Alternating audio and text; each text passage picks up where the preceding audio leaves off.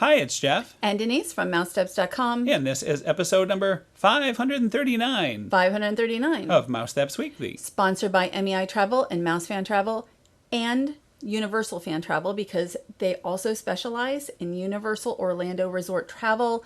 And we are talking about Universal Epic Universe today from a guided tour that I had the other day. And you also were able to tour the Universal Helios Grand Hotel. Correct. And that now can be booked from April 16th instead of May 22nd, which is the official opening date of Universal Epic Universe. However, now guests, you can go online and see if you can get I think they have soft openings for pass holders, but not only for pass holders. So if you're looking to go possibly in April, or, May. For tickets, park tickets. Because the official opening date is May 22nd, but a lot of guests will be able to go earlier. And we just got two pass holder dates of tickets. So yes. we're very exciting once we and get opening back. Day. Yes, can't wait. So I am excited to go back. So right now we're heading under the Kronos. We're heading into Celestial Park area. And it really is... What I really love here, especially, is the fountains. So we'll be looking at that.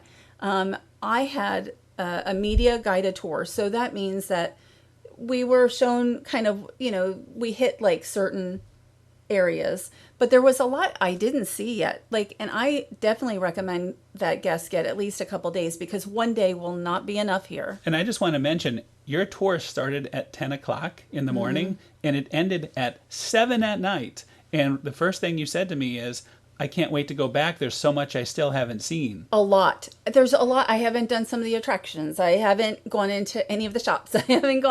We ate at one restaurant, so there is a ton of stuff to see. And so you have the Constellation Carousel and these fountains. And I can't tell you how close the Helios Grand Hotel is. I mean, you can see it there, but there is a point in the park as you're walking, right here, you are so close. It looks like something in Vegas to me, with the fountains and everything. It does look like that.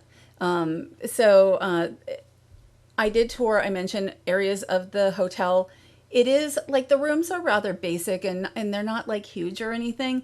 But if you get that park view room, to me, that's worth it. And you did a great video. We're going to link to that, of the park view room tour. Also, we have a full tour of the resort, and we're going to link to that as well. And look in here, you can see how close you are to this hotel.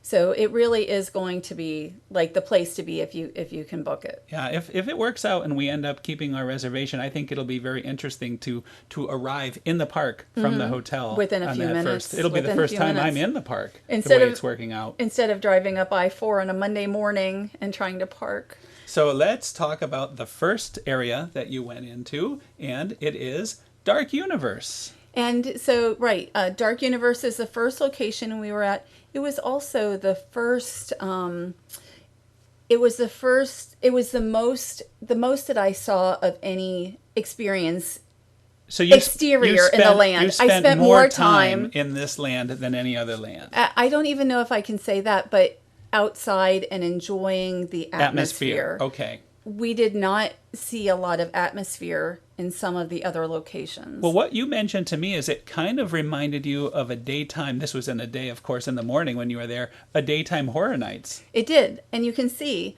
it reminds me, Horror Nights Light is what I would call it when you walk in. It's not very scary, but it does have that ominous tone. Look at that. You've got a coffin for a photo op. In the background music, I heard some of in the video, the background music is very ominous sounding. So, it looks like little tombstones and everything smoke, all over. Of course, you have smoke going on. So that's kind of everywhere.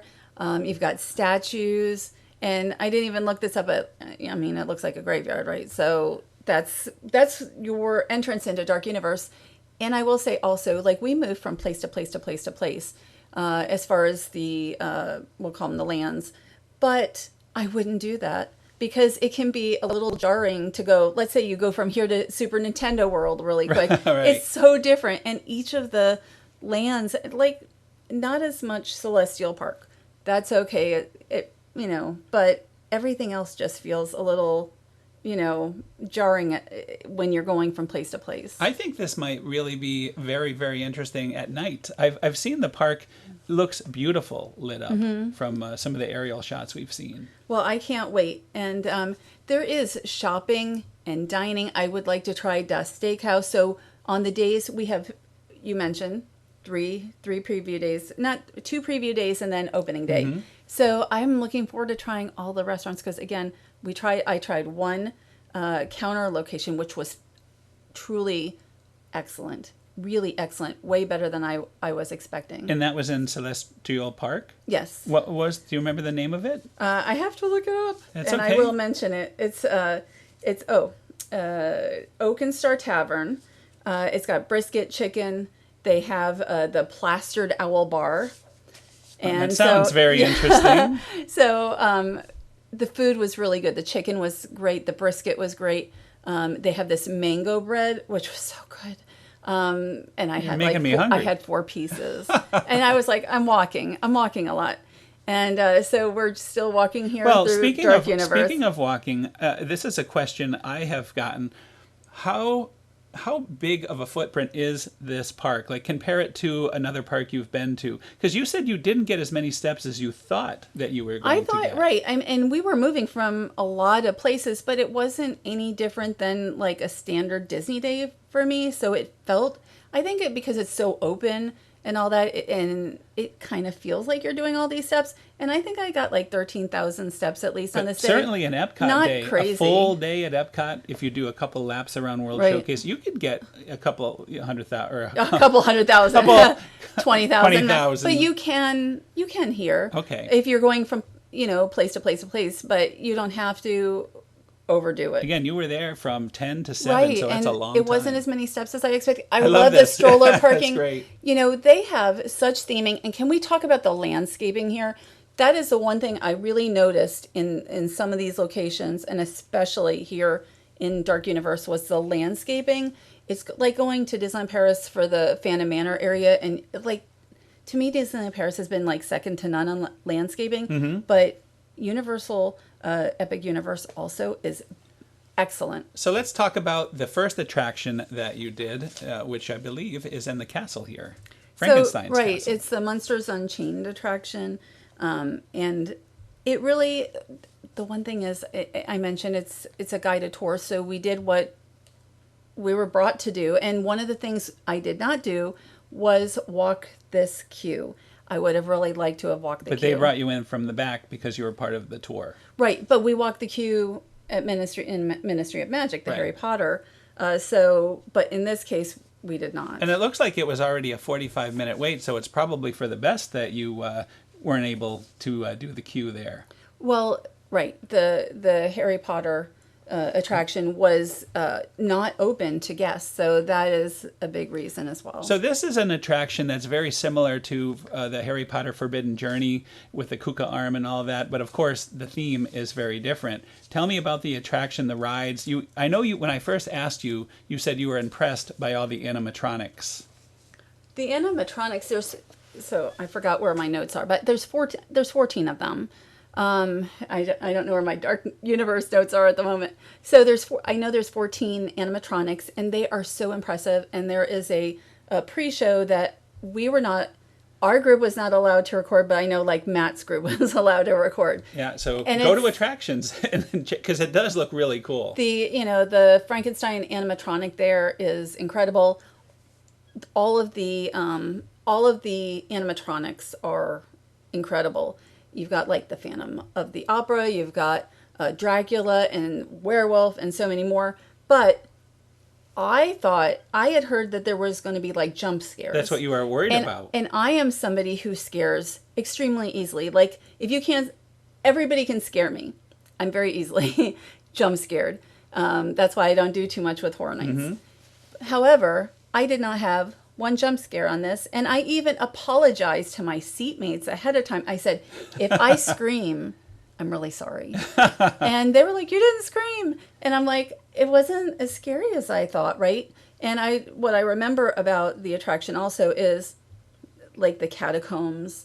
You can see the catacombs on the attraction.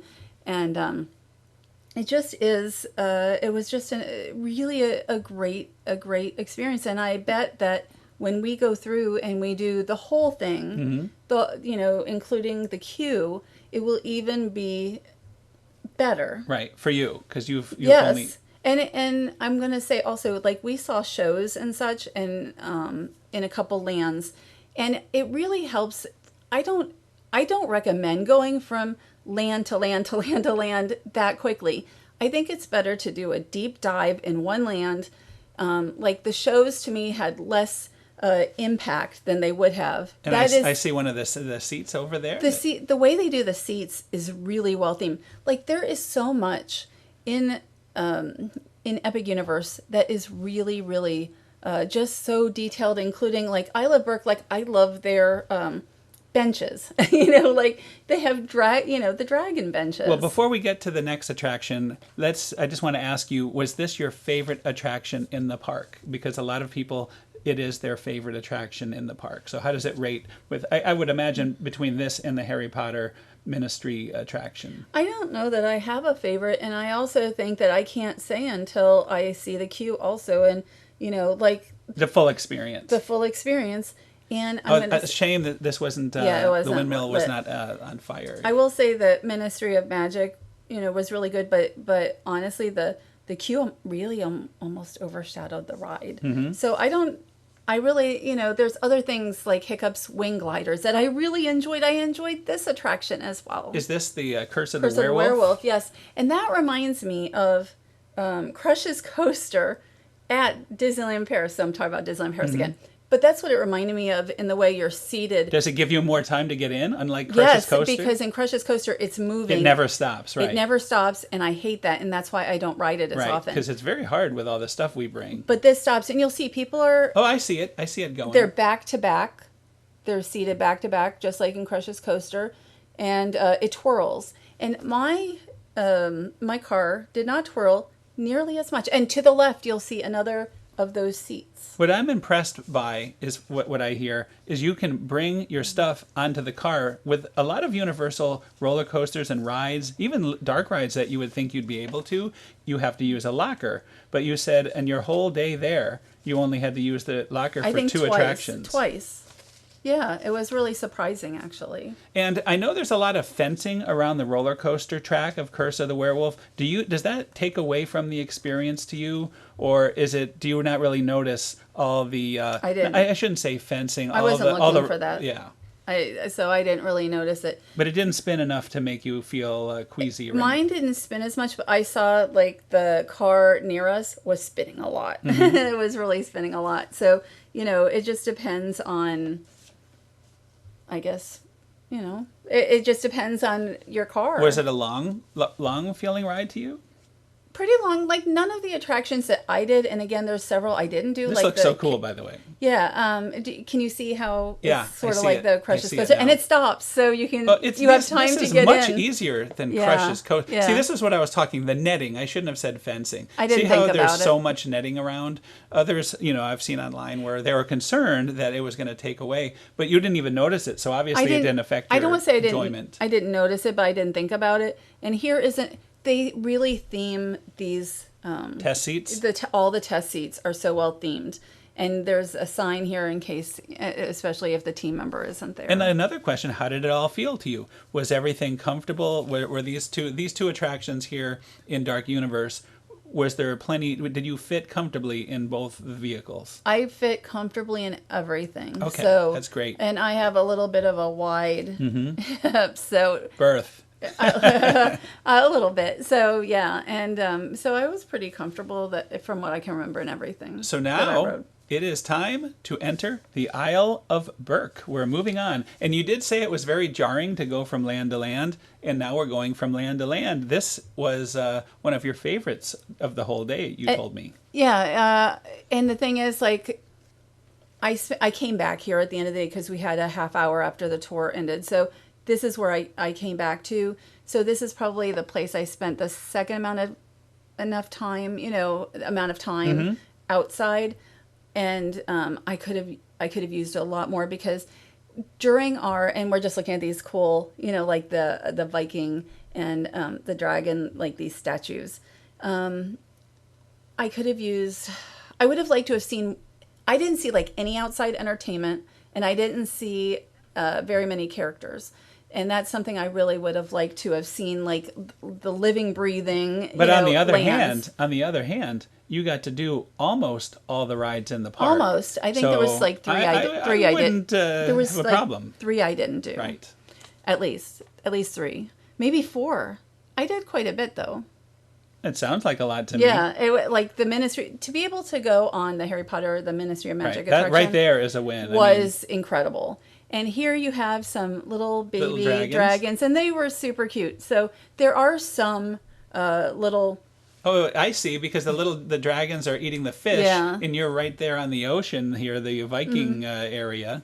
And so these are here all the time, but I would have liked to have seen some of the dragons, the walk-around dragons. Mm-hmm. And I did ask the tour guide near the end of the day, I was like, could we see Toothless? Because like I think our whole group really wanted to see Toothless as well. Of course. You know, that way, like Toothless is one of the main attractions of the whole park. The main attraction for me. I can't wait to meet Toothless. But there's other dragons, you know, as well, where like, you know, as people are, and, you know, posting about characters like Toad and, you know, over in Nintendo, Super Nintendo World, and, you know, the characters here, the dragons walking around. I'm like, oh, there's so much I'd like to see. And I saw we just went by a restaurant, Spitfire Grill, something, I think that's what it was called. So but there's also Mead Hall, which is supposed to be, you know, very good.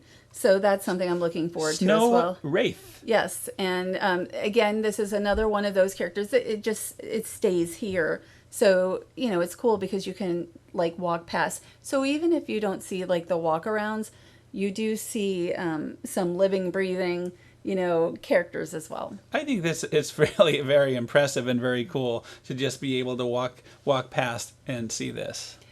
You know, it was just, I am a big fan of the How to Train Your Dragon. I'm a big fan of Toothless. Look at this right here, like a carved Hiccup and Toothless, which is this amazing. Is sort of the area where the Toothless meet and greet is, but we're going to continue the tour of the land, and then we're going to end up coming back and meeting Toothless. And we went to see the Untrainable Dragon, which is one of the 2 shows that I saw, and I thought it was really good. But the one thing is, again, what I really recommend is spending a little time in Isle of Berk first. Like we kind of ran Get acclimated in the land. Get acclimated, right. Like really feel Get yourself like you're in the story, maybe. Yes, get yourself in the story before going to see a show, because I think it would have been much more meaningful to me to have felt like maybe I would have met Hiccup and Toothless. Maybe I would have seen other dragons walking around.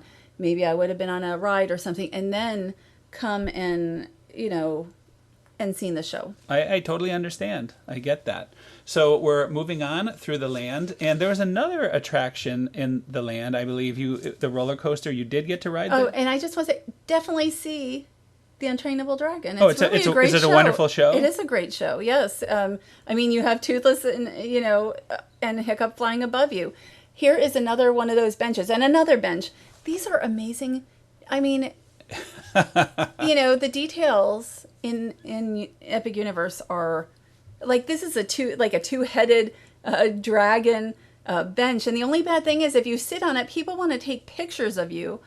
You know, that's right. The only bad thing. Maybe they should bring in some normal benches too, so you can sit on something nobody wants a photo of, and here's another. Yeah, I'm sure in time that will. No, everybody's going to want pictures of them because they're so cute, you know, and just so many details, and you know that like the creators, the designers of this just went crazy on it. And this looks like Dragon Racers Rally. I've read about this. This looks like a lot of fun. You can flip apparently if you want to, or you can just kind of glide along.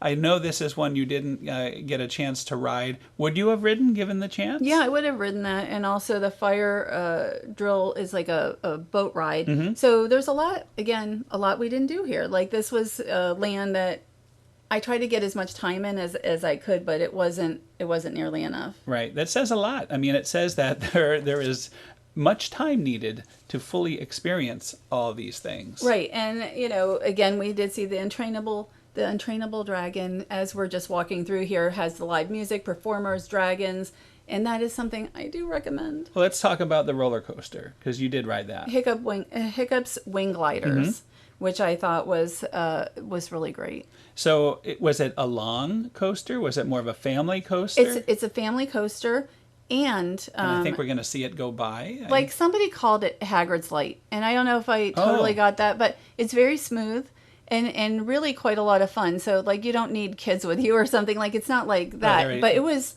I thought this was actually maybe one of my favorite attractions. I just thought it was quite fun. And you don't remember, like, did it feel like it was a long coaster? Like Yeah, Hagrid's long is enough. pretty long. Yeah, it was long enough. And is there any effects, any animatronics, Yeah, things like that? well, you can see Toothless and Hiccup definitely on nice, it. So, nice. you know, pretty much everything seems to have extras that you didn't expect to see. So no matter what attraction you're on, it feels like there's, like when the Le Cirque Arcanu show, like there's stuff in there where you're like, oh wow, so everything seems plussed from what you would expect. That is very, very impressive. And you said that there was the potential for roaming characters around. Right, we saw photos and video, and here's another one of those dragon benches. I love them. There was all kinds of things that I was seeing on other friends' socials that I never saw. So it would have been, nice. But I'm glad we got to see Toothless. And we're about to have our meet and greet with Toothless, but I just want to talk in general about the whole experience as far as this land. How long would you want to be? Maybe a half a day to see everything? I think so. I would think so. And it depends how long lines are. Like when I was there, the line for Toothless was like 45 minutes. Then of course there's the show. There's several attractions. There is the kids area. Like you could. What did you see the kids area? I didn't. Okay. Like I just didn't. I couldn't like move away from from the group or something. Well, to do that. here comes the piece de resistance right here. We're going to finally meet Toothless. I think there are people who could spend all day in this one land. Really. There you no are. No kidding. There I you are. am. And with Hiccup and Toothless, and also Astrid came later here, and she met with Toothless for a while. We are going to see it all. We are going to see it all. This was so incredible. Just when you sent this to me, I was like, oh boy, this looks so wonderful. I would look forward to it. I really enjoyed it. There you go. You're petting Toothless. Look at that. You got a nice picture too they took while this was going on. And we were told to be a little quick because there was like 11 in our group, and we were alternating with 11 other guests. So and Hiccup I moved pretty quick. He sounded just like he does in the movie. I mean, I was very impressed. He was really, yeah. And it just was, I don't know, it's just a very impressive meet and greet. And here's Astrid is here as well.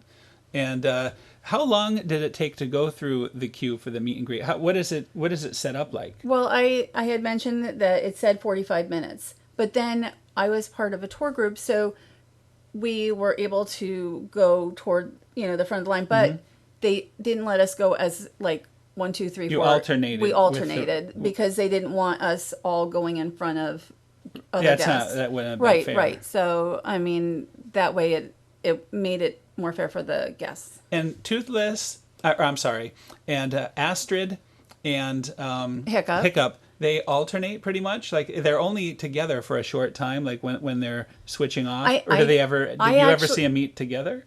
Well, right here they're together, but I don't think they meet together. And I don't know. I think she was with another dragon, right? A different dragon walking around. So I don't.